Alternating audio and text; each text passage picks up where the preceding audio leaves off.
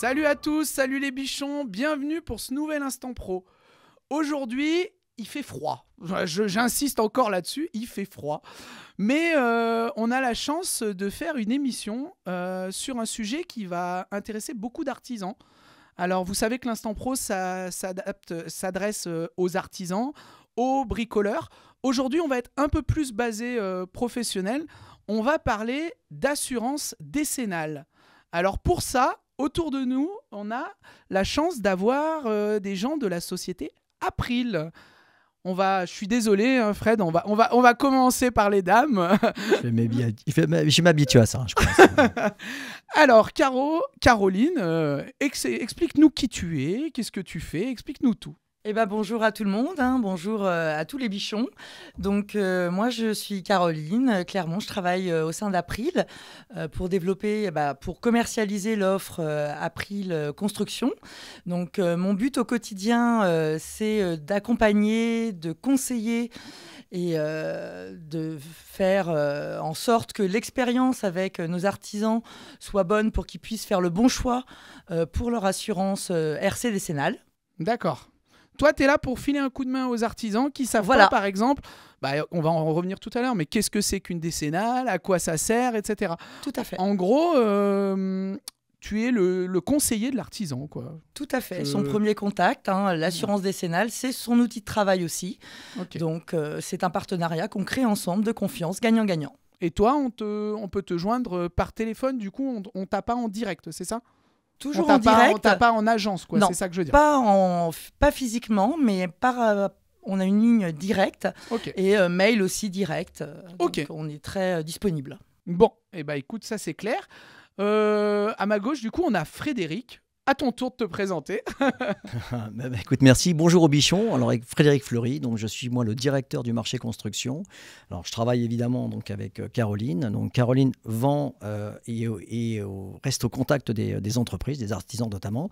Et moi, en fait, je suis derrière. Je fabrique les produits avec mon équipe. Donc, toute l'offre April Construction. Toi, tu vois pas les artisans, tu es en train de me dire? Non, pas beaucoup. Alors, en fait, j'adore ça. J'adore ça parce que ça a été mon métier pendant très très longtemps.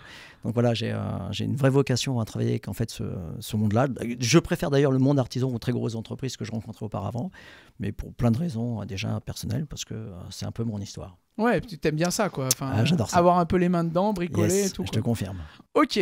Bon, comme je vous disais tout à l'heure, on va parler d'un sujet qui est quand même...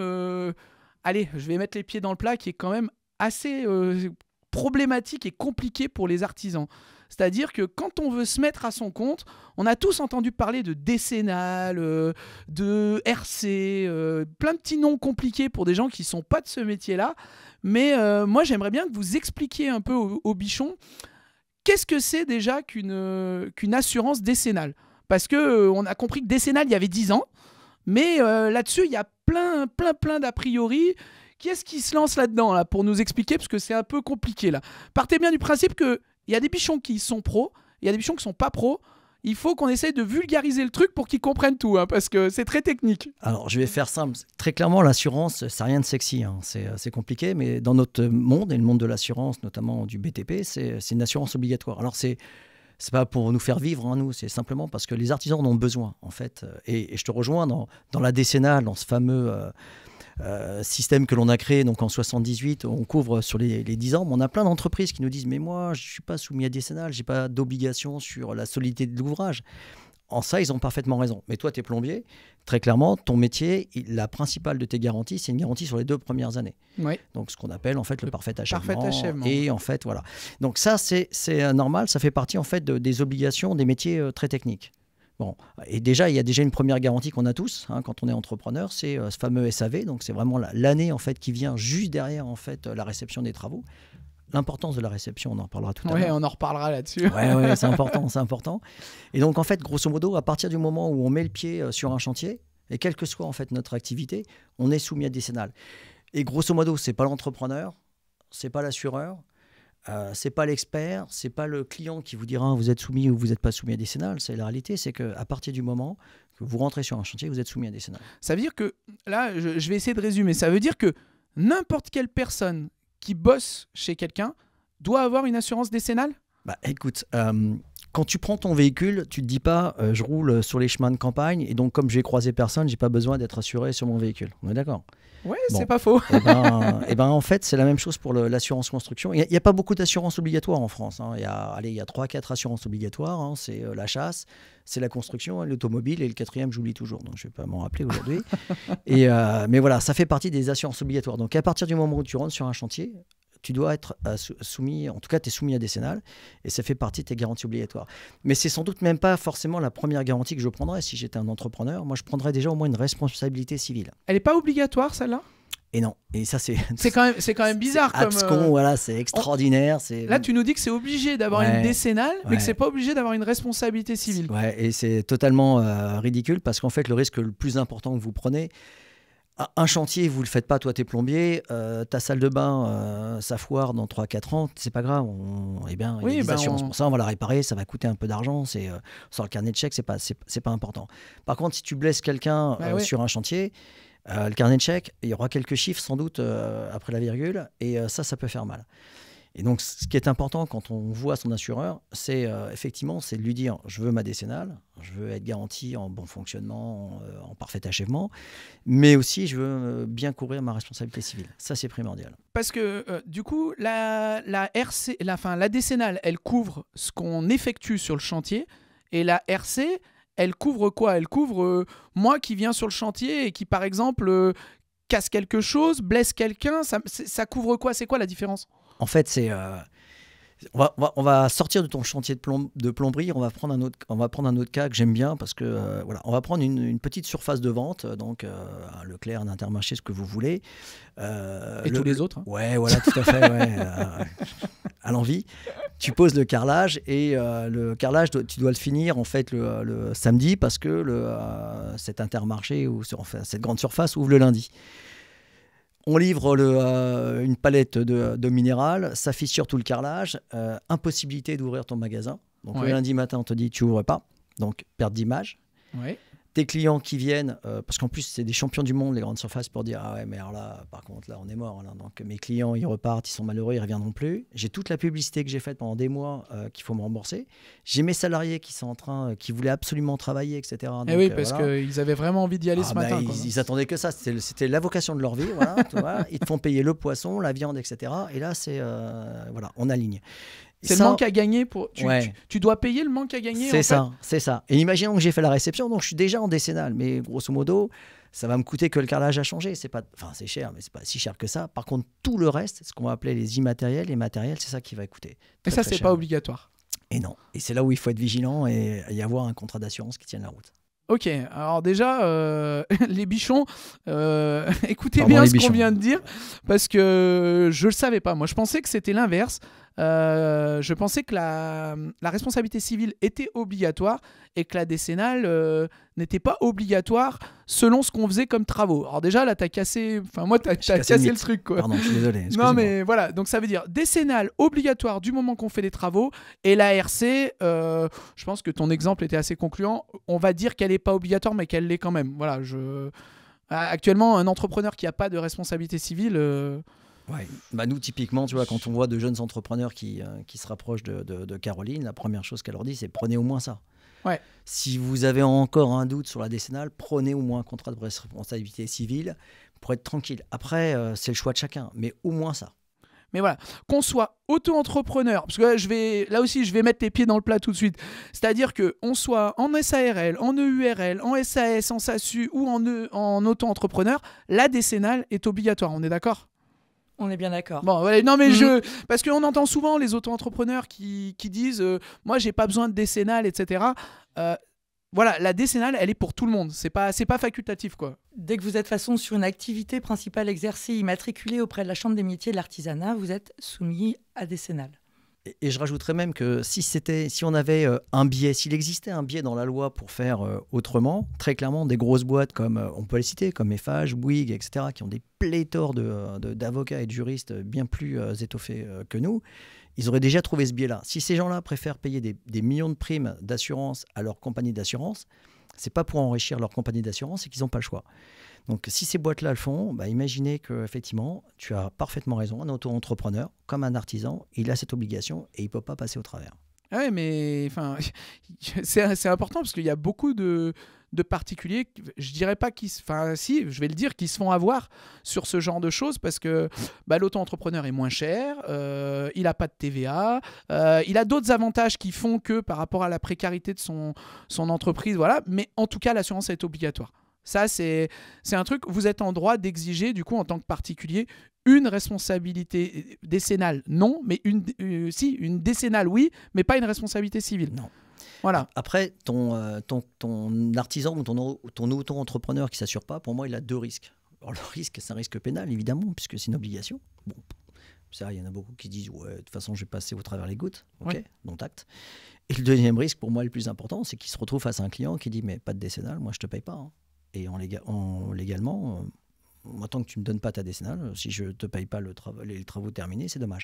Et ça, je pense que c'est la première sanction qui peut arriver chez un entrepreneur. Puisque voilà, la décennale, c'est le fait de couvrir justement les travaux lors de la réception sur les 10 ans, enfin plus les 2 ans, enfin bref, on va y revenir. Mais voilà, oui, donc du coup, il a le droit de ne pas te payer étant donné que tu n'as pas de décennale. Ah bah, il a même intérêt à pas te payer, quoi. Ah bah, moi, dans mon ancienne vie, je peux t'assurer que quand tu fais des travaux et que la personne en face, ton client, c'est un avocat ou un juriste, ouais. Méfie-toi. Ou un notaire, méfie-toi. En général, ils connaissent la loi, donc ouais, ils savent le faire. Ouais. C'est plein de petits malins comme ça. Bon, du coup là on a expliqué déjà que c'était obligatoire, donc ça c'est important. Maintenant, moi j'aimerais bien qu'on explique aux bichons la décennale, c'est quoi? Parce que on a compris que c'était une assurance obligatoire, mais ça couvre quoi? Parce qu'on entend souvent on dit la décennale ça couvre que ce qui est encastré, que... Enfin, qui est-ce qui m'explique ce que c'est exactement? Parce que c'est un peu abstrait pour moi, quoi. C'est toi, Caro? Oui, on est parti. Donc la décennale, très simplement, ça couvre l'ouvrage qui a été réalisé à la réception du chantier, et ce pendant 10 ans.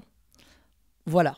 Donc c'est très important au niveau de la réception du chantier, effectivement, de border les choses via, sur les réseaux, même sur Google, vous pourriez trouver facilement des PV de réception de chantier à faire signer avec le client. Le but, c'est pas d'avoir de réserve.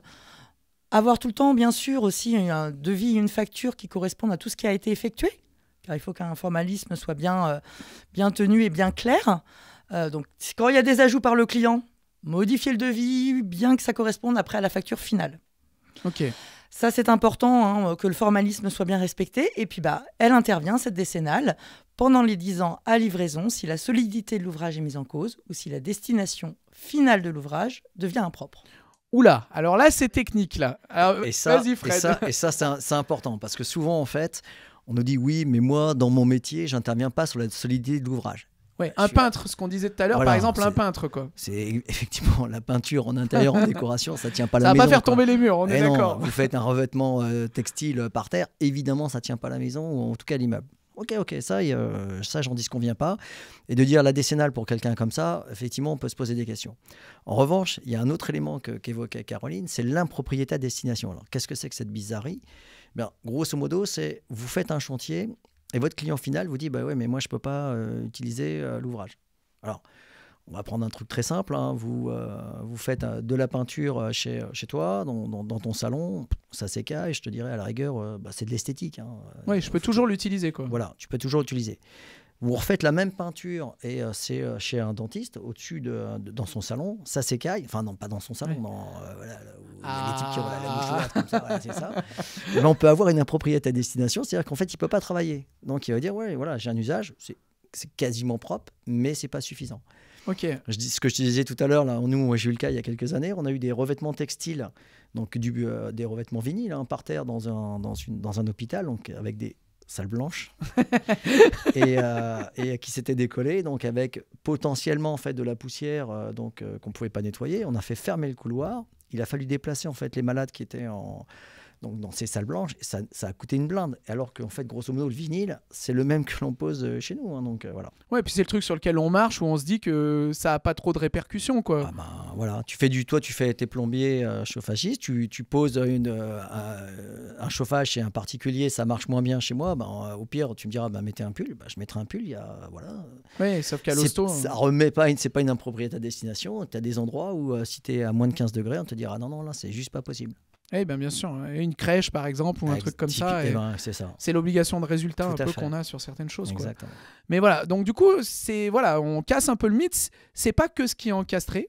C'est pas que ce qui touche à la solidité de l'ouvrage, justement. C'est vraiment... C'est là où on expliquait tout à l'heure que c'est pour tout le monde, quoi. Enfin... Ouais, puis c'est même pas nous ou toi qui décidons, parce que parfois, nous, on va se dire comme ça, intuitivement, on va se dire, moi, je mettrai pas de la décennale là-dessus. Ton client, il n'est pas content, il part en judiciaire, il t'attaque au tribunal. Nous, on va se dire, non, mais là, quand même, c'est abusé, quoi. Et tu peux avoir un expert ou un juge, parce que le gars a été concerné là-dessus. Il va se dire, non, mais moi, ça m'est arrivé, ça ne m'a pas amusé de ne pas être assuré. Donc là, comme c'est moi qui décide, eh bien, je vais vous dire que vous êtes soumis à décennale. Et on paiera. Ah oui, d'accord. Donc, c'est pas moi qui décide. Ah oui, c'est pas non plus l'assurance qui va décider. Ah quoi. non, si on part en judiciaire, c'est le juge qui te dira je considère que tu es soumis à décennale, ça rentre dans le cadre de ta garantie, et puis nous, on fera amende.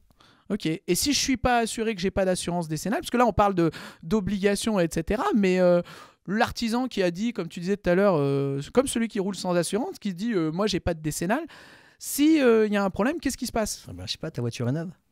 Ouais. Vends ta voiture. Ouais. Voilà, c'est tout. Après, sors ton carnet de chèques.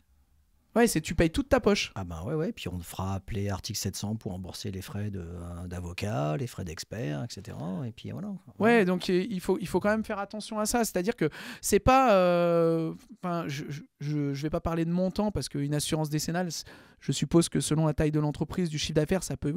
Mais l'économie qu'on va faire, moi, pour un petit entrepreneur comme moi, de 2-3 000 balles de décennale, si on veut pas la payer, en un chantier... En un chantier, tu as explosé tout ce que tu as économisé. Donc, la justification de ne pas prendre de décennale, tu vois, c'est l'allégorie, quand je disais tout à l'heure, la conduire sans... Voilà, tu vois, t'as personne qui dit le matin, en embrassant sa femme, enfin pour moi, qui dit, tiens chérie, aujourd'hui je prends la voiture, j'ai peut-être avoir un accident, j'ai envie, tu vois, tu fais pas ça. Voilà, donc tu montes jamais dans ta voiture en disant, je vais avoir un accident. C'est pareil pour un chantier, tu dis pas, tiens, non mais là, je vais respecter toutes les règles de l'art, il y aura jamais de sinistre. Non, aujourd'hui je respecte les règles de l'art, mais d'habitude je les respecte pas, tu vois. En tant qu'artisan, aujourd'hui j'ai décidé que je voulais pas faire marcher mon assurance, donc je vais faire les choses correctement, je vais faire mon étanchéité, mais bon, en temps normal, de toute façon, elle regardera pas, j'en ai rien à faire, ça va fuir de partout. Je vais faire ma salle de bain sans mettre du Terraflex, voilà, derrière, allez. Faire un spec, ça sert à rien, de toute façon, voilà.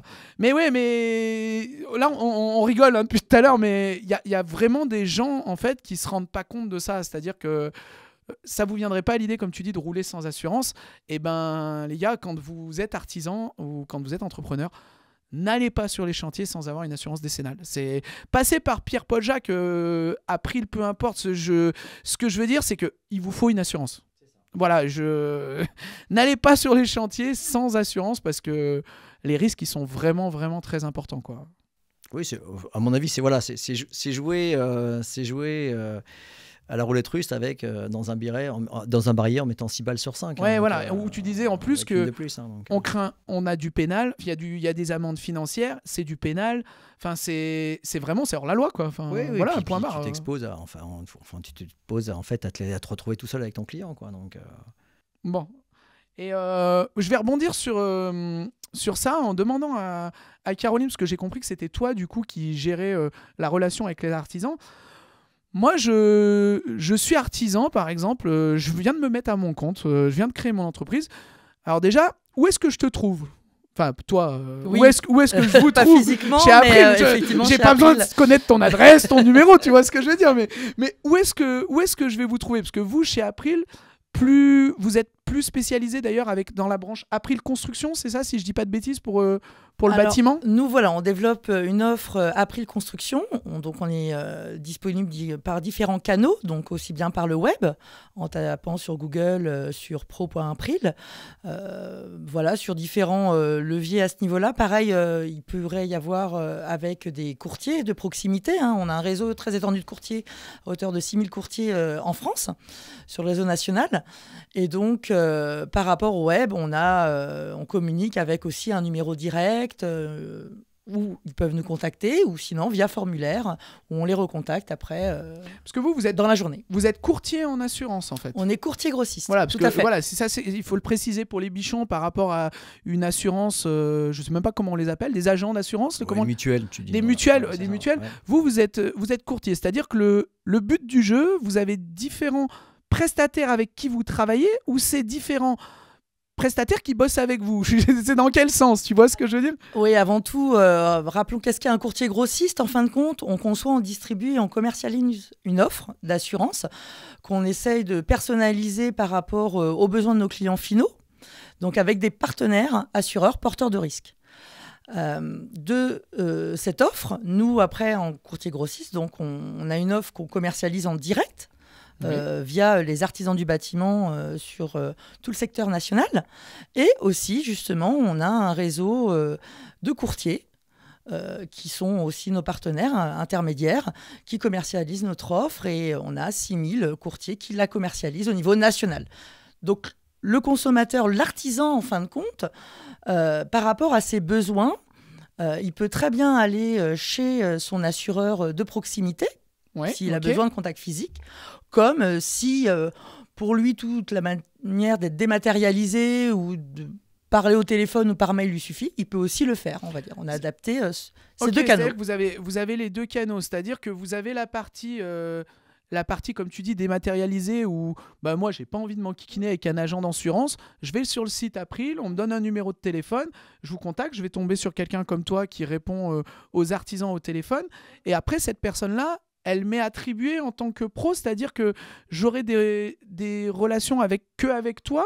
Vous avez tout à fait, ouais. C'est tout à fait ça. C'est qu'un interlocuteur privilégié qui fait le point dès le départ, toute une découverte de votre environnement, de votre entreprise, ce que vous allez faire, de vos besoins, en fin de compte. On adapte le produit adapté, justement. On va vous transmettre vraiment une personnalisation dans ce produit pour que vous puissiez vous retrouver et être garanti de la meilleure manière. Il faut savoir qu'aujourd'hui, tout à l'heure, on parlait de garanties responsabilité civile et décennale, mais aujourd'hui, nous, on a une offre qui est packagée. Oui, qui est pléthore aussi. Voilà, donc packagé avec la possibilité d'être assuré pour tout avec un seul contrat. Bah oui, mais après, April, c'est ce qu'on disait tout à l'heure, c'est que à la base, moi, en tant que motard, je vous connaissais pour ça. Je vous connaissais pas du tout pour la partie bâtiment, et souvent, c'était... je vous connaissais en tant que courtier, dans le sens où j'allais chez un agent d'assurance qui me disait « Oh non, moi c'est un gros cube, une grosse cylindrée, ça je fais pas. Par contre, je travaille avec un courtier qui peut-être... » Et 99 fois sur 100, ça retombait sur April. Et moi, je connaissais que de là, à la base, April, je connaissais pas la partie bâtiment, alors que tu m'as expliqué tout à l'heure, Fred, si j'ai pas de bêtises, qu'il y a plus de 30 000 entreprises. Alors en fait, c'est ce que j'avais complété, c'est qu'effectivement, on fait aussi bien que moto, puisqu'on a 33 000 clients. Ouais. Alors si on ramène ça au bâtiment, il y a 350 000 entreprises en France, de bâtiments. 10% direct. Ouais, voilà, donc voilà, qu'on traite en direct avec les équipes de Caroline. Et il y a une petite particularité dans l'offre April Construction, c'est que comme on est en train de travailler sur la longue durée, donc tu disais 10 ans plus 2 ans, donc on est à peu près à 12 ans de besoin d'assurance. Donc on a travaillé avec 2 gros assureurs en fait, mondiaux, dont on sait qu'en fait ils ont une sécurité financière qui est vraiment très très installé, parce qu'il faut que les clients que l'on a rentrés il y a 10 ans, on puisse encore les accompagner. Voilà. Donc ça, c'est important. On ne va pas chercher du prix, nous non plus, pour être très clair. On pourrait avoir des prix low cost sur certains métiers, on ne le fait pas. Parce qu'on privilégie en fait des assureurs qui peuvent encore, qui tiennent la route et qui seront encore là, en tout cas dans 10 ans. Donc ça, pour nous, c'est primordial. Bah oui, quand tu disais donc on a 2 assureurs, enfin 3 assureurs aujourd'hui. Voilà, mais en fait, quand tu dis vous avez 3 assureurs, c'est-à-dire que par exemple, si je vais chez mon agent d'assurance normal, pas dématérialisé, ils bossent avec ces mêmes assureurs où ils sont eux-mêmes agents. Tu vois, c'est ça que... Alors, en fait, c'est un peu compliqué pour les bichons de comprendre ça. Je comprends, je suis désolé les bichons. Mais en fait, ce qu'on fait, c'est que l'avantage du grossiste, c'est qu'on tire du prix. C'est-à-dire que ce qu'on fait, par exemple, avec nos 3 porteurs de risque aujourd'hui sur la construction, on leur dit, voilà, nous, on a un volume de 33 000 clients, on a besoin... avoir du tarif, des garanties spécifiques, parce qu'on va chercher, on crée des garanties spécifiques. On parlait tout à l'heure de photovoltaïque tous les deux. Voilà. Nous, on est en capacité de sortir ça parce qu'on fait du volume. Et donc, on est plus gros et plus fort que l'agent local de Saint-Étienne, quelle belle ville d'ailleurs. Et, un peu froide en ce moment, hein, mais... mais voilà, mais en fait, donc on a cette capacité-là en fait à vraiment à élargir un spectre très très large de garanties, et c'est plus confortable. Voilà. Ok, bon bah du coup ça c'est important, c'est que en gros je vais vous donner le besoin que j'ai, et vous allez l'adapter en essayant de me proposer une offre, pas spécialement la moins chère, hein, ce qu'on disait, mais qui correspond par contre à ce que je veux. Tout à fait, personnalisé. Voilà. Et on essaye effectivement tout le temps de le faire aux meilleures conditions. Et puis ce qu'on a besoin, enfin c'est pas nous en fait, c'est ce qu'ont besoin les entreprises, c'est de se dire l'assureur avec lequel je bosse, il est là demain et après-demain. Ouais. Non, mais quand on parle de 12 ans de couverture, c'est vrai que si tu pars sur le moins cher et qu'au bout de 3 ans il est plus là, ton assurance décennale que tu auras payée et que tu as vendue à ton client en disant bah, moi je suis couvert pour 12 ans, ça sert à rien quoi. Ah oui, tu as quelques entreprises en France, et quand je dis quelques, malheureusement tu as quelques milliers d'entreprises qui ont perdu leurs assureurs donc il y a 2-3 ans, parce que c'est des compagnies qui étaient exotiques et qui ont fermé la clé, qui ont mis la clé sous la porte, hein, plus exactement. Hein, voilà. Je me rappelle à l'époque du photovoltaïque, en l'occurrence, dont on parlait, où ça a mis beaucoup de gens sur le carreau. Et... quand tu as payé tes années 4-5 ans de cotisation et qu'on te dit maintenant, vos sinistres, vous êtes tout seul, voilà, c'est pas cool, quoi. Bah, ouais. Et du coup, pour la décennale, etc., en tant qu'artisan, je suis obligé de prévenir mon client que j'ai une décennale ou pas? Est-ce qu'il n'y a pas d'obligation, il n'y a rien du tout? Alors après, si quand même, vu qu'il y a l'obligation d'assurance en décennale, il faut quand même, dans tous les cas, très souvent maintenant, les clients posent la question. Les clients finaux, de plus en plus le posent. Et d'autant plus avec la conjoncture, où quand ils font un financement, la banque va le demander, en fin de compte, une attestation RC décennale, sinon il n'y a pas de déblocage de fonds. Donc c'est hyper important, c'est aussi un outil de travail qui vous permettra aussi d'avoir clairement aussi du business, quoi, en fin de compte, de valider des chantiers. Hein. Les organismes d'aide, tu vois, je te coupe, excuse-moi, par exemple, tous les CALI, les machins, toutes les appellations, la première chose qu'on te demande avant même de faire ton dossier, c'est RC décennale. C'est la première chose qu'ils demandent. Et là, ils demandent la RC. Si tu n'as pas la RC, tu peux pas être, je vais les citer, les Calibat, Cali-ENR, tous ces trucs-là, voilà, tout cela, tu peux pas les avoir. Et eux, ils imposent RC et décennale. Tu vois, la décennale, chez eux... ça suffit pas, quoi. Et attention, en plus, quand ils l'imposent, c'est qu'à la constitution du dossier, ils vont tout le temps regarder la date de création de l'entreprise. Et s'il y a un trou d'assurance, là, ça peut être plus compliqué pour que le dossier soit validé. Ah oui, bon, si en plus, ça veut dire que tu as joué une fois, quoi, s'il y a un trou d'assurance. Ou alors tu essayes de cacher quelque chose qui s'est passé, mais c'est pas bon signe si tu as des trous dans tes années d'assurance. Non. Et du coup, depuis tout à l'heure, on dit c'est obligatoire pour l'artisan d'avoir une décennale, mais est-ce que moi, en tant que professionnel, j'ai des obligations, on en parlait tout à l'heure, vis-à-vis de vous? Parce que je prends toujours l'exemple de ma boîte où au début, quand j'avais fait ma décennale, j'avais chiffré une décennale sur un chiffre d'affaires, parce que le prix de la décennale, il faudrait nous expliquer aussi ça, mais grosso modo, si je dis pas de bêtises, il est fonction du chiffre d'affaires et des besoins qu'on a en couverture, c'est ça? Alors, Caroline, expliquez-nous tout. Parce que là, assez facilement, parce que ça fait partie de son boulot tous les jours, mais en fait, il y a plein de facteurs qui viennent jouer. Tout à fait, plusieurs facteurs donc, qui sont liés à l'entreprise, hein, bien sûr. Donc, avant tout, les activités exercées. Les types d'activités, normal. Forcément, être sur du gros œuvre ou du second œuvre, ça ne sera pas les mêmes conséquences le jour du sinistre. Un peintre, il prend moins de risques qu'on disait qu'un carreleur ou qu'un maçon, quoi. Tout à fait. Donc ça, c'est le premier impact, les activités. Deuxième impact, le chiffre d'affaires. Alors, effectivement, jamais très simple à évaluer quand on est en création d'entreprise. Donc, on demande toujours un prévisionnel au plus juste.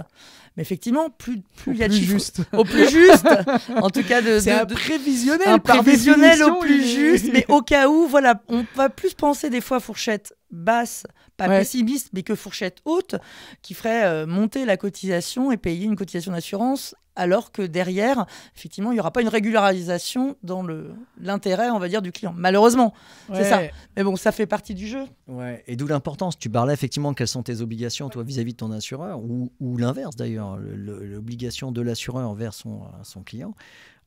C'est de mettre à jour son contrat, parce qu'on l'évoquait tout à l'heure, entre le chiffre d'affaires que tu démarres et que tu dis tiens, je faisais 90 000 euros et puis quelques années plus tard je fais 800 000, on peut dire à l'arrière tant pis, je paye sur 90 000. Si mes activités ont changé, si mon effectif a changé, si même la structure de l'entreprise a changé, C'est important. Et souvent, en fait, ce que je te disais tout à l'heure, mais je vais encore le redire là, pour les bichons, c'est pas juste mon assureur, c'est un mec sympa, on bouffe une fois dans l'année, etc. Puis on joue au foot. C'est etc. bien quand même. Hein. C'est bien, c'est parfait. Bon, un joueur de foot, c'est parfait. Mais ça suffit pas. Je disais souvent, en fait, ok, matérialiser les échanges par écrit. Mail, maintenant, on est tous par mail, etc. Je t'ai bien confirmé que mon chiffre d'affaires était à temps, que j'avais tant de bonhommes, que mon activité est celle-ci. Parce que le jour où il y a un pépin, c'est pas la peine de dire mais je lui ai dit. Si c'est pas écrit, c'est écrit nulle part. Si tu dis j'ai dit à mon assureur que mon chiffre d'affaires il était passé à 500 au lieu de 100, si t'as pas de preuves, puis, entre ta survie, ta crédibilité et sa survie et la sienne vis-à-vis de sa compagnie, je peux dire qu'au moment où il y a quelques centaines de milliers, voire quelques millions d'euros en jeu, là il n'y a plus de copains, il n'y a plus de footballeurs. Donc l'important c'est vraiment de se dire une fois par an, une fois à l'an, je prends mon temps avec mon assureur. Après, on a le droit d'aller bouffer avec lui. Mais en tout cas, au moins noter, tu vois, de se dire, OK, on est d'accord, hein, mon effectif, c'est bien ça. Non, mon chiffre d'affaires, c'est ça. Mes activités, c'est bien celle-ci, on est d'accord. OK, tu sais que je fais ça, etc. Ça, c'est un peu, le paradoxe, c'est que vous n'êtes pas en physique. Donc, tu vois, chez April Construction, vous êtes en dématérialisé puisque vous n'êtes pas devant moi. Et ça, vous arrivez quand même à garder. En fait, c'est quoi ? C'est toi, Caroline, qui rappelle les gens ? C'est les gens qui te rappellent ? Alors, en fin de compte, chez April Construction, pour faciliter la vie de nos clients, justement, chaque année, on dématérialise, on leur envoie par mail et vient aussi un SMS leur déclaration de chiffre d'affaires. Ouais, tu fais un point, quoi. Voilà, on fait un point de manière dématérialisée. Donc, tu confirmeras avec moi ou pas, mais vous êtes très souvent quand même sur vos portables. Ah oui, donc, non, mais... SMS, mail, vu qu'on fait les deux, vous les voyez. Et puis, on vous oublie pas, on fait des petites vagues. Et puis, petit appel en plus. Voilà, mais on fait au plus simple, vraiment, pour que cette étape-là ne soit pas manquée pour l'entreprise, qui pourra avoir des conséquences dans le futur aussi sur son contrat le jour du sinistre. Toujours la même chose avec les assurances. Tout va bien jusqu'au jour où. Et donc, voilà, nous, on accompagne au mieux et on facilite la vie de nos clients par cette voie-là de dématérialisation complète avec des petits appels aussi à la fin et si on n'a pas de retour. Si je réponds pas, tu sais, en tant que bête artisan, je regarde juste ce qu'il y a à la fin du mois et je me dis, putain, je suis à 1000 € pour tant de chiffre d'affaires. Là, j'ai triplé mon chiffre d'affaires. Oh, ma cotise, elle va exploser. J'ai pas envie de répondre. Donc, non seulement, c'est ce que tu disais, Fred, en cas de sinistre, on sera couvert que sur la part, si tant est que vous décidiez de nous couvrir, parce que d'après ce que j'ai compris, c'est que si on n'a pas mis à jour notre chiffre d'affaires, automatiquement, il y a une clause dans les assurances qui fait qu'on n'est plus couvert, quoi. Ouais, en fait, c'est la vacherie de l'assureur, on va dire. Hein. Donc, de toute façon, il faut bien que l'assureur en prenne. Ils avaient prévu le coup aujourd'hui. Ils se sont dit, on est là, alors. On va prendre des coups. Et non, mais effectivement, on a le. Alors, pardon, hein, je vais le faire pour les bichons. Je suis désolé, je m'excuse d'avance. On va faire L113.8, L113.9. Alors, qu'est-ce que c'est que ces bizarreries ? C'est deux codes, en fait, deux lois du code des assurances qui permettent de dire c'est fausse déclaration ou règle proportionnelle. Et la fausse déclaration, ça peut aller jusqu'au non-paiement du sinistre. Donc ça, c'est le plus simple. Nous, on vous a fait, t'as reçu un SMS 4 fois pour te dire tu dois déclarer, tu l'as pas fait. Voilà. Alors, normalement, ça fait aussi partie du boulot de l'assureur de vous relancer pour vous dire oh, tu m'as pas déclaré ton effectif, tes nouvelles activités, etc. Donc ça fait partie des échanges qu'on doit installer avec son courtier, son agent d'assurance ou avec le direct chez Caroline pour dire voilà, on est d'accord, hein, c'est bien ça mon activité, il n'y a pas de souci. Hein. Et c'est pas ouais, t'inquiète pas. Le ouais, t'inquiète pas, ça n'existe pas. Ouais. Ça, il faut que ça s'écrive. Si vous écrivez ton activité d'ITE, t'inquiète pas de problème. Ton activité d'ossature bois, pas de problème. Voilà, t'installes des IMR, pas de problème s'il est écrit, tu vois. Je crois qu'il y a beaucoup de bichons qui vont rappeler leur assurance à la fin de l'émission. Parce que le nombre de fois où mon assureur m'a dit c'est bon, t'inquiète, ça c'est couvert, il n'y a pas de problème. Et après, on se dit ah bah non, mais vous ne nous l'avez pas déclaré. Voilà. Donc, effectivement, ça, c'est un savant mélange entre. L'artisan doit faire sa déclaration et quand c'est pas fait, il doit le faire. Il doit dire je vous rappelle que mon activité, voilà comment elle a évolué, etc. Sans se dire ouais, si je lui déclare pas, je vais passer sous les radars, je vais payer moins cher. Mais le moins cher, à un moment donné, ça se paie toujours. Enfin, moins cher est toujours trop cher. C'est ta phrase de tout à l'heure et je partage entièrement. Je persiste avec ça. Et... Voilà, on n'était pas sur de l'assurance, là on était sur du carrelage. Sur du matos, du carrelage et du matos de salle. Voilà, c'est exactement ça. Et là, il faut avoir le même principe, se dire voilà, si je suis correct avec mon assureur et si lui, il est correct avec moi, c'est plus facile. Demain, il ne pourra pas vous dire je ne le savais pas. Ça fait 4 fois que je vous écris que mon effectif... Mais je crois que vous allez plus loin, non, chez April, si on remplit pas, justement, au bout d'un moment, vous nous appelez en disant que c'est pas la peine de continuer ou un truc comme ça, non? Si on joue pas le jeu, il y a... typiquement, on va te majorer. Là, par exemple, tu vois, on fait une campagne qui est un peu lourde, qui est peut-être un peu âpre. Hein. On va majorer de 50% ceux qui ne nous ont pas déclarés. Ah oui, ça te motive pour déclarer. Ouais, je te confirme. Et puis, à la fin de l'année, nous, on est assez souple quand même, mais au bout d'un moment, quand ça fait 2-3 ans qu'on n'a pas de déclaration, on dit, bon, allez, on arrête de jouer. Hein. Donc, après, je vais prendre la défense des artisans, c'est que moi, je prends mon cas personnel de mon entreprise qui a 6 ou 7 ans. Je l'ai remis à jour il y a 1 an. Je ne l'avais pas remis à jour depuis la création par manque de connaissances, en fait. C'est pour ça que je voudrais bien être clair pour les bichons, c'est que il faut remettre à jour vos contrats. Moi, ça m'a fait tout drôle parce qu'au bout de 6 ans, le chiffre d'affaires, il avait été multiplié par 6 ou par 7. Et du coup, forcément, la cotise, elle n'a pas augmenté de 6 ou 7, je vous rassure. Hein. Mais elle a quand même augmenté. Et si vous le faites chaque année, oui, chaque année, vous avez peut-être une petite augmentation ou même pas. Mais par contre, vous êtes couvert pour ce que vous faites, quoi. Donc, je trouve que c'est important parce qu'on ne nous le dit pas. Moi, les agents d'assurance m'ont jamais dit remets-moi ton chiffre d'affaires, est-ce que tu as augmenté, est-ce que tu as 5 salariés, est-ce qu'au lieu d'avoir un véhicule maintenant, tu en as 5 voilà quoi. C'est comme. Après, pour moi, je trouve que ça fait aussi partie du boulot du courtier et de l'agent d'assurance. Ou chez nous, des équipes de Caroline, de se dire, c'est aussi à nous de venir vers vous pour vous dire, ton véhicule, tu l'as acheté il y a 4 ans, on l'a assuré en tout risque, là on va arriver dans la 5e année, est-ce que tu veux encore conserver le tout risque ? Parce que, en fait, grosso modo, est-ce que ça vaut encore le coup ? Alors, il y a certains véhicules, évidemment, ça vaut le coup.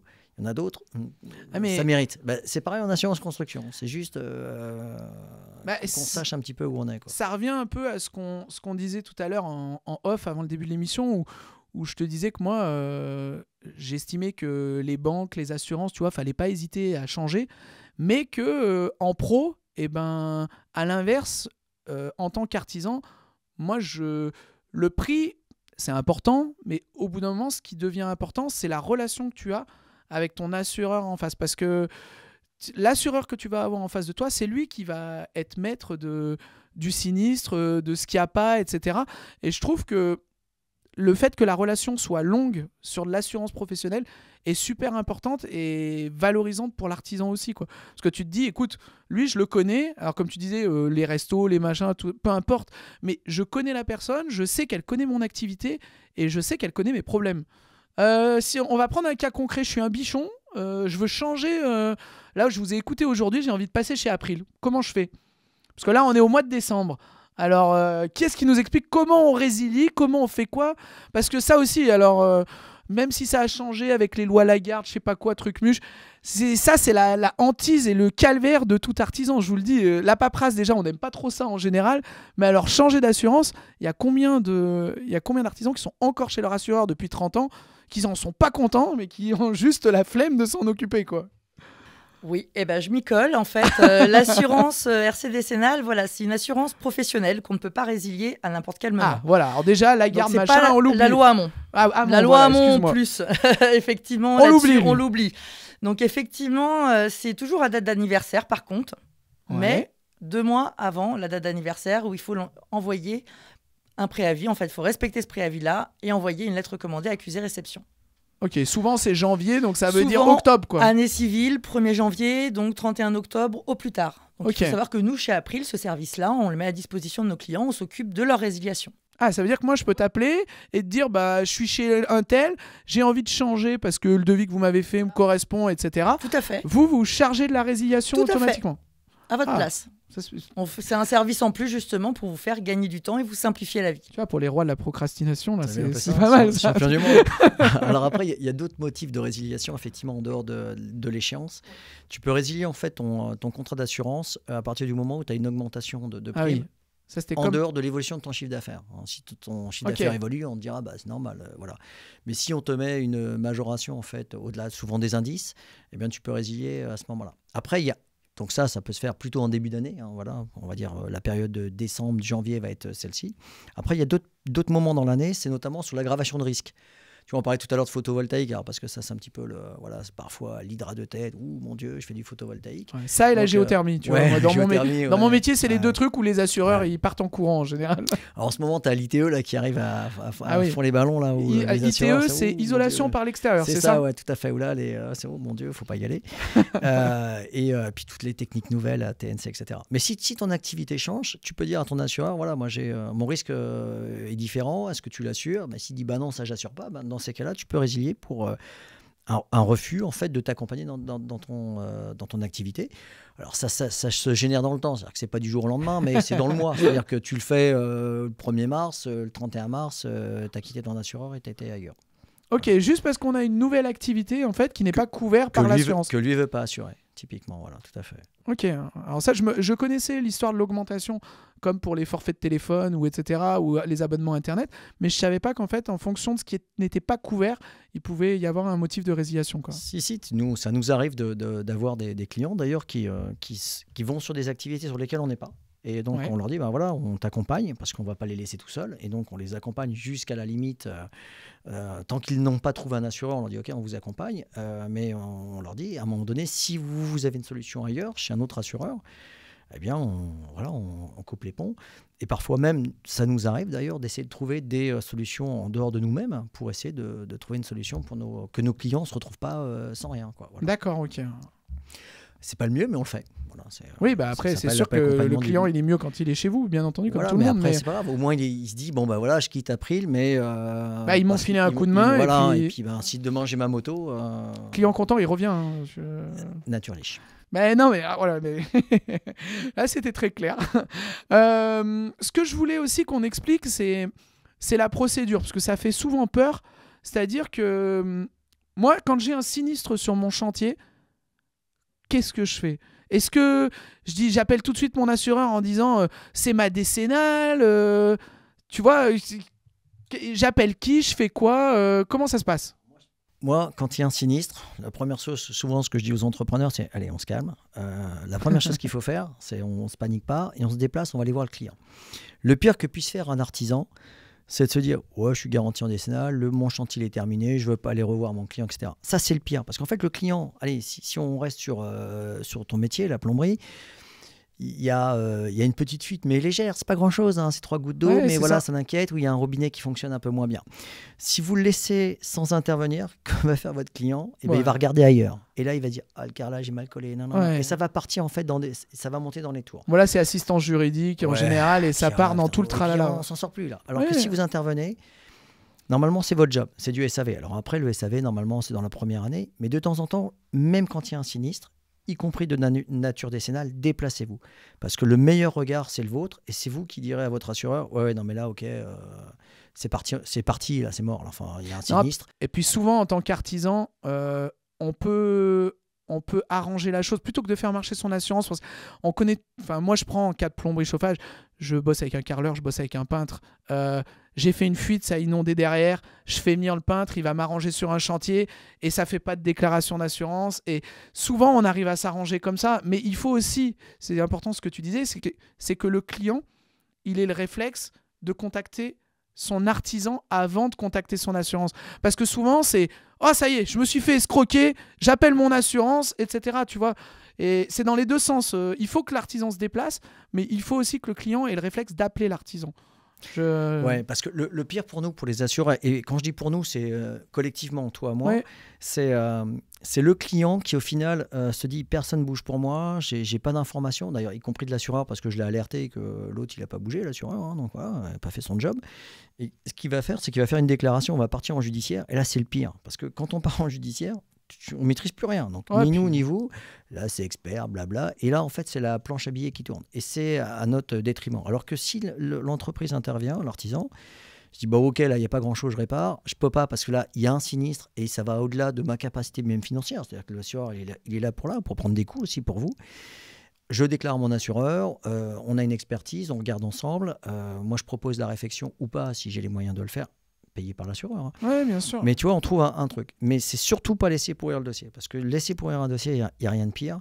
Moi, tous les dossiers qui sont partis en judiciaire sur lesquels on s'est dit, mais on aurait pu arrêter avant tout ça et ça nous coûte 3 fois ce que ça nous aurait coûté avec l'entreprise si on était intervenu. Voilà. Donc le premier réflexe, c'est j'interviens chez mon client. Je me dis, OK, je peux prendre, je ne peux pas prendre. Vous êtes assuré pour ça, donc faut pas aussi, l'assureur, c'est aussi son job. Hein, donc c'est pas le boulot de faire le boulot de l'assureur. Je fais ma déclaration à mon assureur. Je préviens mon client pour dire, vous inquiétez pas, je suis assuré. Je viens de faire ma déclaration. Il y aura une expertise qui va être faite. Ou nous, alors, il n'y a pas forcément d'expertise. On vous dit, voilà, t'estimes à combien le coût de ta réparation? Tu me dis, bah voilà, j'ai la chaudière qui fuit, j'ai ça. Il y aura du placo, du carrelage. OK, très bien, t'estimes à combien? Je pense que si on est à 7-8 000 € de travaux, là, à mon avis, c'est bon. On couvre tout. On torche le truc. OK, très bien. L'assureur peut dire, écoute, on ne missionne pas d'expertise, on te fait confiance, et puis tu fais ça, et puis on y va. Voilà. Et 9 000 €, ça fait beaucoup. Je pense qu'on aura une expertise. Mais parfois, sur des montants à 2-3 000 €, on peut avoir des prises de décision. On dit, OK, Banco, faites les travaux. On demande des photos, une facture, etc. Et puis on paye après. Ça, c'est la meilleure des solutions. OK. Et ça va déclencher... je prends le cas concret. C'est que on n'a pas réussi à tomber d'accord avec le client. Finalement, il y a un peu plus que ce qu'on pensait. Donc, je fais marcher mon assurance. En tant qu'artisan, je fais marcher mon assurance. Je vais avoir un peu comme en voiture un malus avec une franchise. Ça marche comment?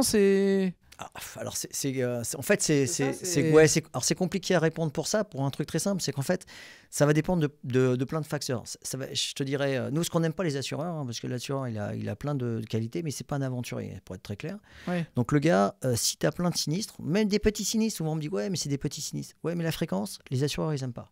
Ouais. On préfère le sinistre d'intensité, on dit OK, c'est la faute, t'as pas de chance. Voilà, tu nous as planté une salle de bain et puis il y avait 3 appartements haussmanniens, il y en a pour 800 000 €, OK, mais c'est un sinistre sur 20 ans. Ouais, on va se dire OK, c'est la faute, t'as pas de chance. Ça, c'est pas grave.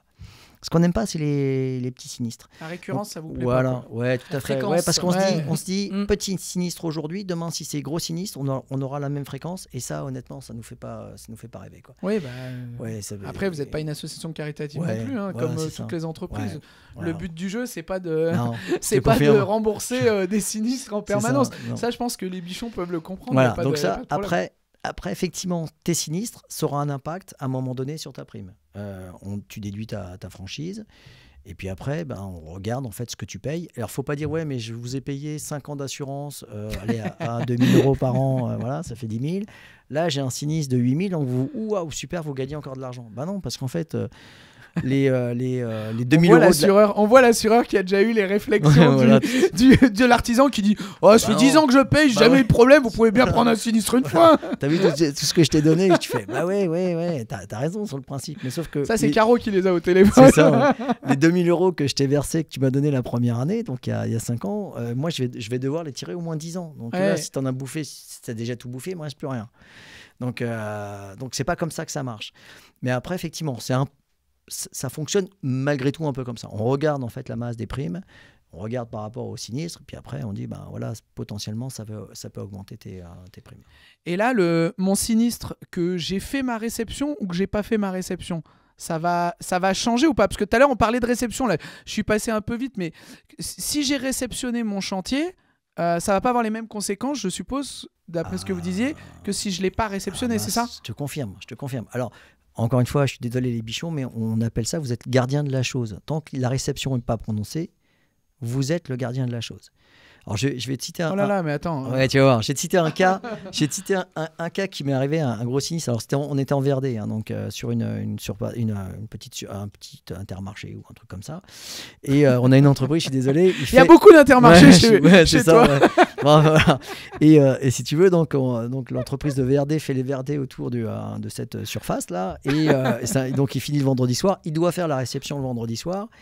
Et puis il savait que dans le cabinet où j'étais, tous les vendredis soirs, enfin un vendredi soir par mois, on ouvrait le champagne et puis nos entrepreneurs venaient, nos artisans, puis voilà, c'était le côté un peu sympa, voilà. Et donc plutôt que de faire sa réception, il propose au propriétaire de dire non, mais on fait ça lundi, ok. Donc il est venu boire le champagne, ouais, sauf que le samedi et le dimanche, il y a des PPM qui sont passés sur son chantier pour se garer, juste passer le week-end là, au chaud, quoi. Et puis ils sont partis le lundi matin. PPM, quand ça fait demi-tour sur un asphalte qui est pas encore, qui est fait pour recevoir des petits véhicules, ça fait des petits trous, broyés, quoi. eh bien, le sinistre, comme il est gardien de la chose, la réception n'a pas été faite, eh bien, son client dit « Mais moi, je t'ai pas commandé un asphalte pourri, hein, je t'ai demandé un asphalte play. » Donc, il a dû refaire l'asphalte. Il aurait fait la réception le vendredi soir.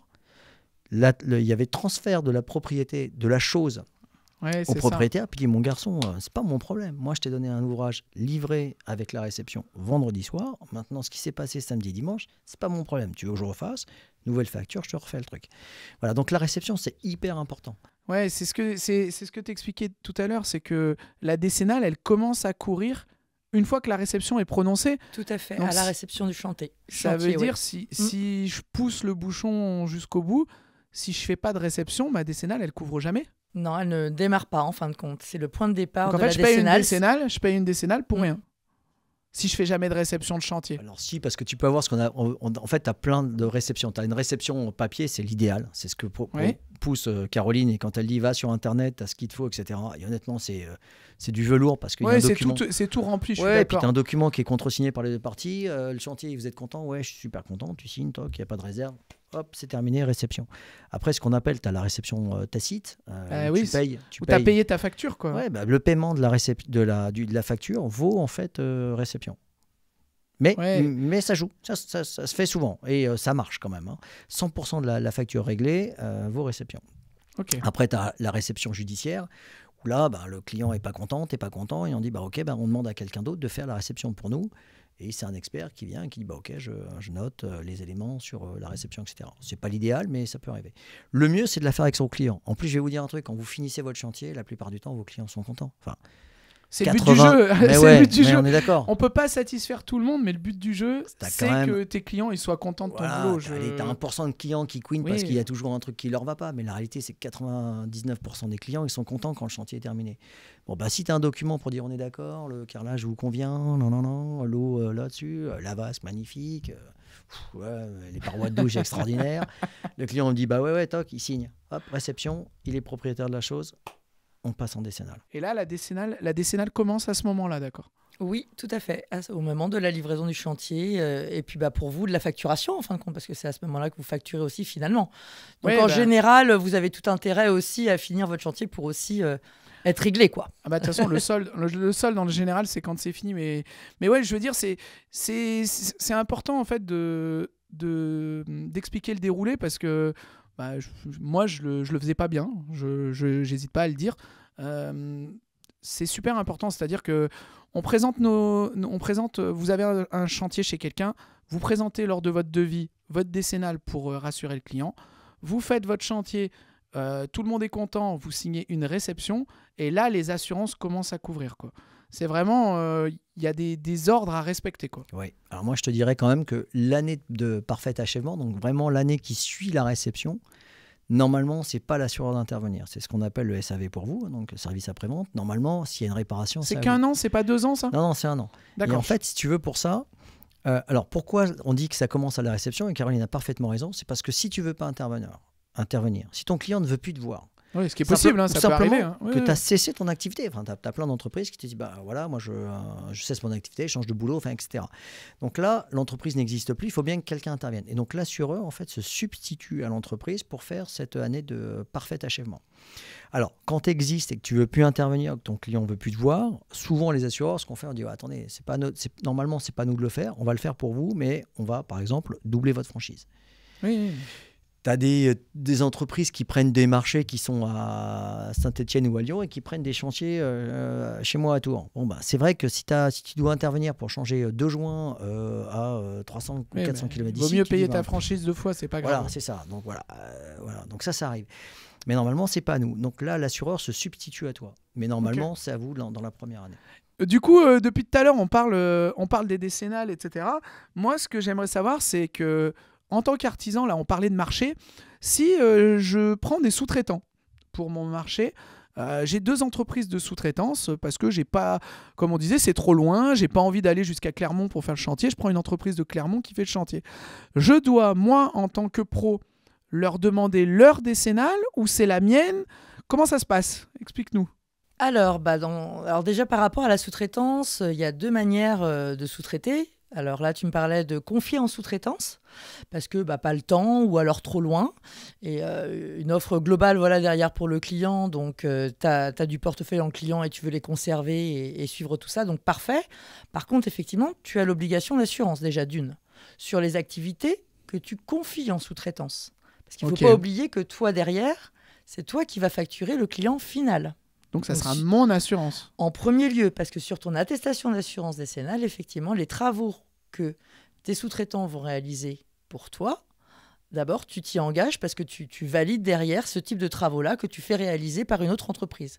Donc, il faut déjà que sur tes activités, auprès de ton assureur, même si tu penses que c'est l'entreprise autre qui réalisera les travaux, qui a aussi l'obligation d'assurance. Elle a une obligation, aussi, pareil. Également, mais que toi, d'ailleurs, tu dois aussi vérifier. Ouais, je suis tenu de la vérifier. Tu es tenu de la vérifier, tu es le donneur d'ordre. Sur les marchés publics, je sais qu'on n'a pas le choix parce que c'est contrôlé. Mais moi, par exemple, quand je fais une salle de bain clé en main, que je fais intervenir un carreleur, un électricien, etc., je suis tenu de vérifier qu'ils ont bien une assurance décennale. Sur les bonnes activités, effectivement, tu restes le donneur d'ordre pour le client final. Et toi également, les activités que tu confies en sous-traitance doivent être assurées au titre de ta garantie RC décennale. D'accord, ok. Ah oui, alors il faut quand même faire gaffe à ça. C'est-à-dire que le gars, s'il n'a pas de responsabilité décennale, c'est toi qui es responsable en fait. Dans tous les cas, en première ligne, ce qui va se passer, c'est que c'est toi qui factures le client final. Le client final n'est pas au courant que tu as confié ces lots avec une autre entreprise avec qui tu travailles. Donc lui, dans tous les cas, déjà doit s'assurer de l'attestation d'assurance qui correspond bien à ce que tu vas être amené à faire comme travaux. Toi aussi également, et puis toi aussi, effectivement, vérifier auprès des sous-traitants que tu fais intervenir. Oui, parce qu'en fait, même si c'est ma décennale qui va rentrer en compte, en première ligne, en gros, ma décennale va se retourner contre la décennale de mon sous-traitant. Tout à fait. Et s'il n'en a pas, elle se retourne contre un mur. C'est dans tous les cas de ta responsabilité, effectivement. Et toi, c'est une obligation que tu as en tant que donneur d'ordre, de vérifier également l'obligation sur la décennale. Une obligation, d'accord, ok. Voilà. Non, mais on a des droits, mais on a pas mal de devoirs aussi. Non, mais on n'y pense pas. Et c'est vrai qu'en l'occurrence, sur la sous-traitance, c'est vite fait d'appeler un élec et de lui dire tiens, rajoute-moi un truc et tout. Et faut faire attention à qui on prend. Voilà. Tout à fait. Et c'est le même cas dans l'autre cas, parce que la sous-traitance, tu peux aussi la réaliser, travailler pour un donneur d'ordre à qui tu factures en prestation de service. Pareil, dans ces cas-là, tu as aussi l'obligation d'assurance et ton donneur d'ordre va bien vérifier ta RC décennale. Ah oui, lui, oui, bien sûr. Ouais, là, tu le deviens le donneur d'ordre dans l'autre cas, comme tu disais au premier cas. Mais ouais, c'est le deuxième juste cas, on n'a pas l'impression, quand on le fait en tant qu'artisan, de faire de la maîtrise d'ouvrage, tu vois. T'as l'impression en fait que tu donnes du boulot à un collègue et en fait on se rend pas compte des conséquences que ça peut avoir en termes de responsabilité, parce que un électricien qui vient et qui fait un trou dans un mur, qui tombe sur un tuyau de gaz par exemple, etc., si le gars il est intervenu et que il n'était pas couvert, ça peut vite. Alors là, j'ai pris un tuyau de gaz, là ça explose, c'est réglé, mais un tuyau d'eau par exemple dans un mur ou un truc comme ça peut avoir des responsabilités pour tout le monde, quoi. Donc, tout à fait. Ok, bon, je pense qu'on a bien dégrossi la partie décennale. Si j'ai oublié un truc, n'hésitez pas. Vous avez un peu des choses que j'aurais oubliées? On parlait tout à l'heure de techniques non courantes, tous les deux, quand on était en off. Là. Je disais, voilà, ça fait partie quand on parlait des activités, vous vous lancez sur des techniques nouvelles, quels que soient nos bichons, là. C'est pareil, interrogez votre assureur pour bien vérifier que c'est bien pris en compte. Parce que là, il n'y a rien de pire. Encore une fois, je disais tout à l'heure que l'assureur, ce n'est pas un aventurier. Mais quand il y a une technique qui ne fait pas partie des DTU, dans tous les contrats, c'est une non-garantie, sauf si l'assureur vous dit qu'il n'y a pas de problème. Ouais, ça c'est un peu le truc avec les avis techniques, etc.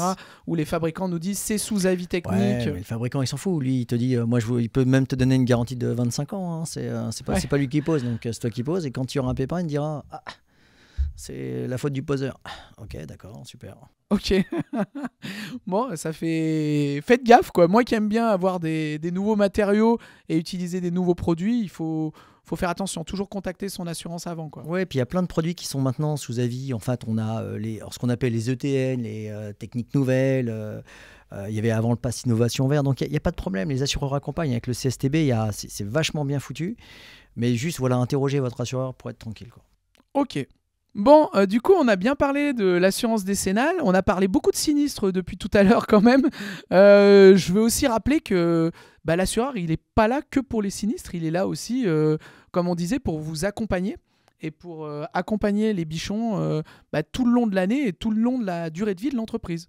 On est d'accord, hein, vous n'êtes pas là que quand il y a un problème. Ah, tout à fait, je rejoins. Et dans tous les cas, les bichons vont peut-être se retrouver, mais ils n'ont pas un sinistre tous les 4 matins non plus. Ouais, j'espère. Voilà, non, très souvent, voilà, ils arrivent à s'arranger à l'amiable et faire les bonnes choses, justement, dans ce sens-là. Et moi, je vois, j'ai très, très peu de sinistres, on va dire, par rapport à des clients qui sont très consciencieux aussi et qui aiment bien faire les choses. Qui aiment bien leur métier. Quoi. Voilà, qui aiment bien le métier. C'est pour ça que nous aussi, par rapport à tout ça, à leurs besoins, on a vraiment développé une offre personnalisée de l'auto-entrepreneur, de l'entreprise qui est auto-entrepreneur, qui débute avec un chiffre d'affaires même de 5, 10, 15 000, jusqu'aux entreprises avec des formes juridiques autres, SARL, SASU, jusqu'à 5 millions d'euros. Donc vraiment une offre personnalisée par client pour leurs besoins.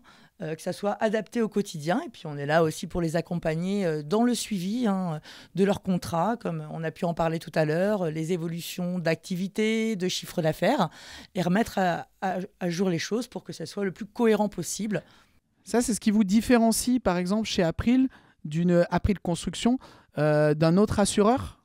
Alors, effectivement, parce que tous les services sont centralisés aussi au même endroit, donc aussi bien la souscription du contrat que la gestion, ainsi que la partie sinistre, comme on l'a évoqué, oui. Et la partie aussi comptabilité. Tous les services sont regroupés au même endroit.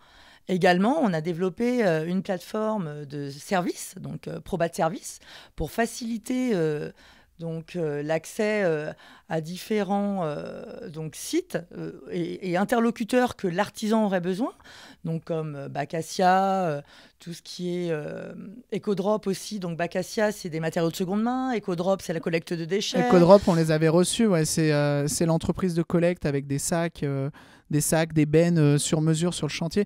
Mais en fait, c'est un service que vous allez apporter aux artisans en disant écoutez, nous, on a un partenariat avec telle ou telle entreprise et on peut vous proposer tel service en complément ? Tout à fait, vous êtes client April aujourd'hui. Nous avons créé des partenariats pour vous faciliter la vie au quotidien, pour vraiment que vous soyez focus sur votre activité professionnelle. Voilà, c'est à votre disposition. Mais c'est quoi ? C'est financier ? C'est-à-dire que un client de chez April qui va chez Ecodrop a une remise supplémentaire. C'est quoi en termes de service ? Ou c'est juste que vous expliquez à l'artisan qu'il y a ce service qui existe chez telle entreprise pour vous faciliter la vie, pour qu'on gagne du temps. C'est quoi le but de la logique derrière, en fait ? Voilà, en fait, il y a ce service qui existe avec un lien direct pour accéder au service, donc pour gagner du temps et simplifier l'accès à cette information-là et en tout cas à se mettre en relation directement. Et il y a des tarifs préférentiels qui sont automatiquement appliqués du fait du partenariat qu'on a créé avec ces différentes entreprises. D'accord. Et ça, on peut retrouver la liste du coup sur votre site ? Oui, tout à fait. Vous retrouverez la liste sur notre site directement avec un accès direct justement au service. Bon, alors les bichons, je vous laisse aller sur pro.april.fr et regarder du coup les différentes entreprises qui sont en partenaire. Parce qu'il y en a quand même pas mal. Je ne sais pas combien tu disais, mais... Oui, on en a 5 partenaires en fin de compte. 5 partenaires, ouais. Donc n'hésitez pas à aller jeter un œil sur le site, quoi.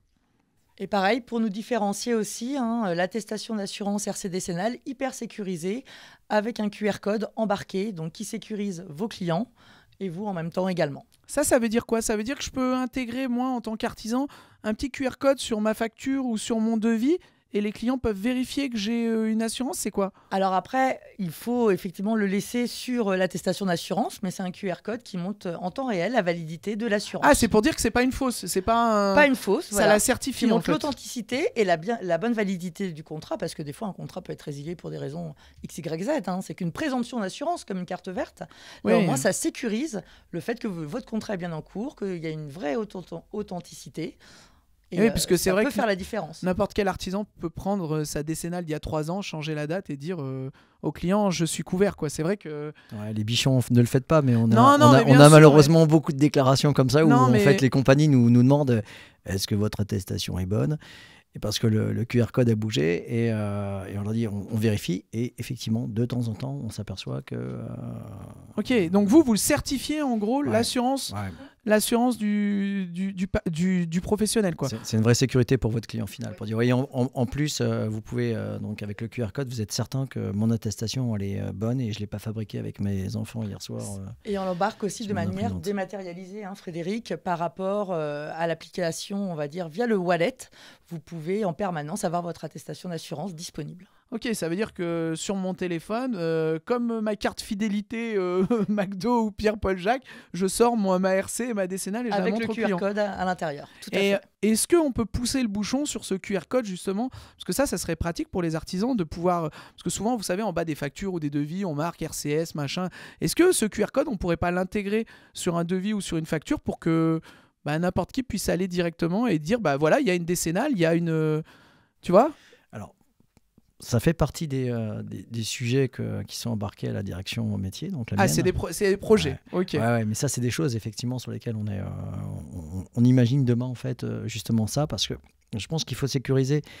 En sécurisant en fait le client final, on sécurise l'entrepreneur. Toute la chaîne. Tu vois ce que je veux dire? Ouais, voilà. Bien sûr. Hein. Et ça veut dire que nos bichons, quand ils ont fait leur facture, ils savent que voilà, je la transmets à mon client et puis au moins cette partie-là administrative, comme tu disais, c'est chiant quoi. Et au moins cette partie-là, tu sais que toi, elle est, c'est plus toi. Donc après voilà, il y a quelqu'un d'autre qui la sécurise. Ça fait partie des process qu'on...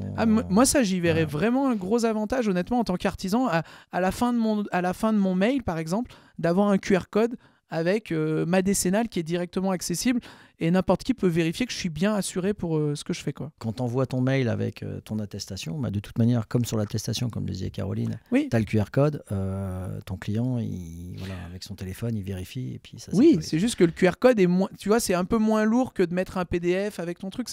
Je trouve que ça serait une vraie plus-value, quoi. Parce que je connais pas d'autres assureurs qui ont fait un système comme ça pour certifier les... Ça fait partie des évolutions apriliennes.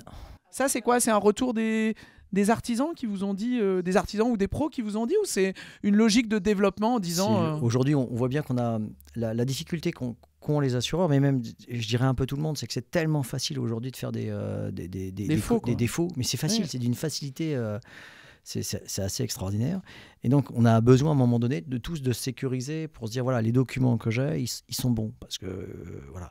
Et donc, ça fait partie des réflexions qu'ont les compagnies d'assurance, et notamment les courtiers grossistes comme nous, de se dire, voilà, il faut qu'on soit dans cette dynamique-là. Le QR code sur l'attestation, on a été le premier courtier grossiste, et voire même la première compagnie à le faire, finalement, à sécuriser nos attestations en mettant ce QR code. Mais vous serez bientôt la première à donner un QR code aux artisans, tu vois. Non, mais c'est un petit message, parce que je pense que honnêtement, c'est vrai que nous, quand on fait tous les dossiers d'aide, les machins, à chaque fois, on ressort les documents, on ressort les trucs, et à chaque fois, tu disais, les organismes nous demandent, est-ce qu'elle est bien valide? Non, je vous ai envoyé un faux, bien entendu. Et à chaque fois, c'est une discussion, et si en plus, vous, derrière, ils vous contactent, c'est vrai que ce QR code, ça fait gagner du temps à tout le monde, encore une fois, quoi. Ouais, non, mais c'est pas mal ça encore. Donc, vous jouez à fond sur la dématérialisation et sur le fait de nous faire gagner du temps, quoi. Oui, puis vous sécurisez. Et vous simplifiez la vie surtout. Ouais, c'est ça. Oui, moi je disais gagner du temps, mais oui, ça nous simplifie la vie et ça nous évite l'expérience de l'assurance en plus facile en fin de compte à tous les niveaux pour vous concentrer vraiment sur ce que vous aimez.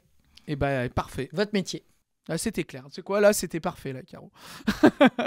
Non, mais voilà. Je pense qu'on a bien fait le tour quand même de la partie décennale. La partie décennale assurance, on a expliqué quels étaient les droits, les devoirs et puis les choses à ne pas faire. On l'a dit aussi. Hein. On a surtout expliqué aux bichons qu'il ne fallait pas négliger ces décennales et ces assurances. N'hésitez pas à vous connecter sur le site pro.april.fr pour aller jeter un œil. Et puis dessus, il doit y avoir un numéro de téléphone après pour avoir une conseillère. Alors, un numéro de téléphone ou alors compléter directement le formulaire. Si vous il y a un formulaire de contact. Voilà. Et après, vous rappelez. Et puis, on rappelle et en même temps, vous pouvez prendre un rendez-vous. Bon, ça roule. Écoute, pas de problème. Je pense que c'est très clair. Moi, depuis tout à l'heure, je pense à un petit truc. Il y a une histoire de concours là, parce qu'on l'a sauté au début, on n'en a pas parlé. Mais vous n'êtes pas venus les mains vides. Alors, je sais pas qui va nous parler de ce petit concours. Mais qui est-ce qui se lance là-dessus là? C'est bientôt Noël, alors Caroline. Voilà, c'est Mère Noël. Mère Noël, explique-nous ce qui se passe. Alors. En fin de compte, ce qui se passe, c'est tout le temps dans un souci d'optimiser et d'améliorer notre produit, notre offre. On va mettre en ligne un tout petit questionnaire, vraiment très succinct. Hein.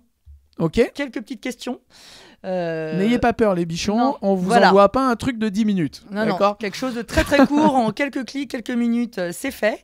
Voilà, comme j'ai expliqué les raisons, le but c'est vraiment d'avoir, la connaissance de vos besoins pour avoir vraiment un produit après nous adapté au mieux et mieux vous servir aussi dans le service. Dès que vous avez participé et rempli le questionnaire, ça vous permet de participer au jeu concours où nous mettons à disposition des télémètres, justement. Alors, les cadeaux, c'est 3 télémètres, si je dis pas de bêtises, on verra avec la régie, mais je crois qu'un ou 3, je sais plus. Il y a 3 télémètres laser, je crois, à gagner. Mais le petit jeu concours, en fait, c'est une petite enquête, grosso modo, où vous allez demander quelles sont les améliorations qu'on veut faire. Moi, par exemple, ce que je disais, le QR code, peut-être. Qu'est-ce que vous pensez, en gros, que va être l'assurance de demain ? Donc voilà. Le concours, vous le retrouverez sur www, comme d'hab, ça les bichons connaissent, lesbichons.com. On aura une page dédiée à April. Dessus, on aura un post avec le petit questionnaire. On verra si on met un lien externe ou interne. On verra, mais ne vous inquiétez pas. Ça sera tout accessible sur la page. Important, les données, j'y ai veillé tout à l'heure, je leur ai demandé, vous ne serez pas harcelés les bichons, ne vous inquiétez pas, on ne va pas vous harceler de pub à tout va, c'est pas le but. Le but, c'est vraiment un souci d'amélioration du produit.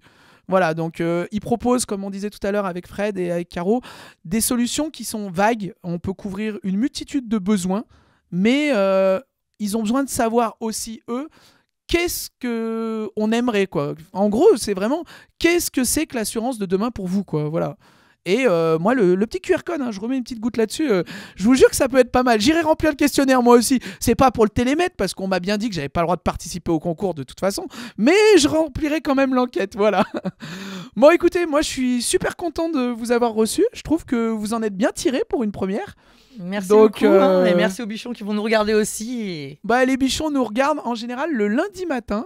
L'Instant Pro, c'est une émission qui est diffusée les lundis matins sur YouTube, mais il ne faut pas oublier qu'ils nous écoutent aussi beaucoup en podcast sur toutes les plus grandes plateformes, style Apple Podcast, Spotify, SoundCloud, etc. Donc voilà, je vous demanderai juste dans les commentaires, parce qu'on va peut-être avoir pas mal de questions sur les commentaires sur YouTube, d'aller jeter un petit coup d'œil lundi et puis de répondre aux questions, parce que comme là on n'a pas les questions en direct, il y en a un de chez vous, ou 2 ou 3 qui vont devoir s'en charger, voilà. Bon, on sera là. On va dire bye bye aux bichons, on va rendre l'antenne et puis à la prochaine. Et à bientôt. Allez, bientôt. Bye bye, ciao ciao. À bientôt. Cette émission vous a plu et vous l'avez trouvée super cool? Alors aidez-nous à la faire connaître. Si vous l'avez regardée sur YouTube ou Facebook, n'oubliez pas le pouce en l'air. Si vous l'avez écoutée en podcast, vous pouvez nous laisser une note de 5 étoiles et un petit commentaire. Dans les 2 cas, abonnez-vous et activez la cloche des notifications pour ne plus rien louper. C'est notre meilleure récompense. Cette émission est libre et indépendante. Si le cœur vous en dit, vous pouvez nous aider en soutenant notre contenu sur www.tipeee.com/LJVS. Prenez soin de vous et à très vite sur Bichon TV, Radio Bichon et LJVS.